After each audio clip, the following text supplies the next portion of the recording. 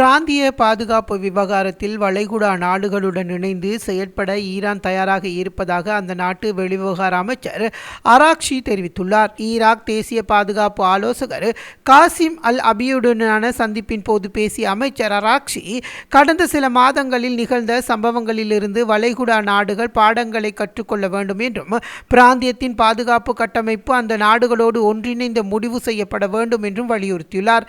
ஏதேனும் ஒரு பாதுகாப்பு ஒப்பந்தம் மேற்கொள்ளப்படுமாயின் அது பொருளாதார விவகாரங்களையும் உள்ளடக்கியதாக இருக்க வேண்டும் என்றும் அவர் குறிப்பிட்டுள்ளார்.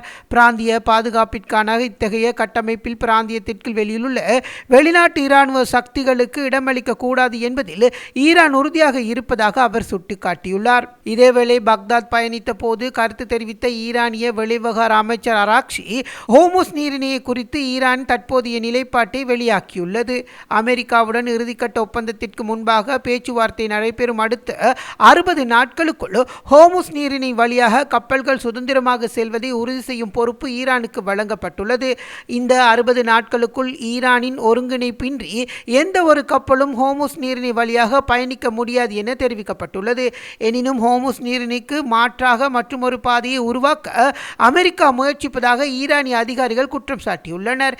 இந்த நிலையில் 60 நாட்கள் பேச்சுவார்த்தைக்கு பிறகு ஹோர்முஸ் நீரிணையை நிர்வகிப்பதில் ஒமானுடன் இணைந்து செயல்படுவது குறித்தும் ஈரான் ஆலோசித்து வருகிறது.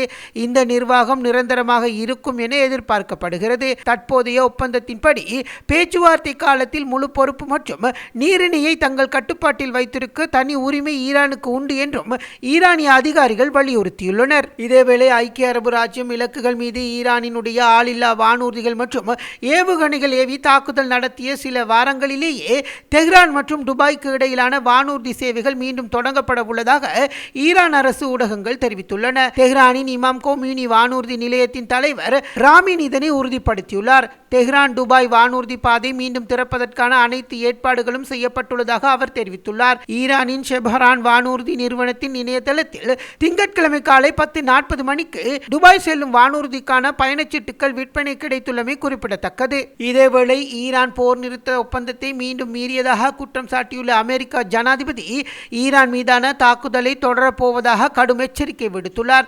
இது தொடர்பாக தனது ட்ரூத் சோசியல் தளத்தில் கருத்து தெரிவித்துள்ள அவர், அமெரிக்காவின் போர் வானூர்திகள் ஈரானின் ஏவுகணை மற்றும் ஆளில்லா வானூர்தி சேமிப்பு நிலையங்கள் மற்றும் கடற்கரை ரேடார் தளங்கள் மீது தாக்குதல் நடத்தியுள்ளன. போர் நிறுத்த ஒப்பந்தத்தை மீறியதற்காகவே இந்த நடவடிக்கை எடுக்கப்பட்டுள்ளது. அவர்கள் ஒருபோதும் திருந்த மாட்டார்கள் என்பது தெளிவாகிறது என குறிப்பிட்டுள்ளார்.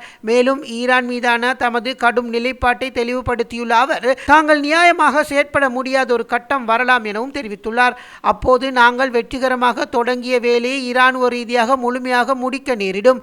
அப்படி ஒரு நிலைமை ஏற்பட்டால் ஈரானிய இஸ்லாமிய குடியரசு என்பதே இல்லாமல் போய்விடும் என மிக கடுமையாக எச்சரிக்கை விடுத்துள்ளார். கடந்த காலங்களில் நிலை வந்த பதற்றங்களுக்கு மத்தியில் அமெரிக்க ஜனாதிபதியின் இந்த அதிரடி அறிக்கை சர்வதேச அளவில் பெரும் அதிர்வலைகளை செய்திகளுக்காக எமது யூடியூப் தளத்தை சப்ஸ்கிரைப் செய்யுங்கள்.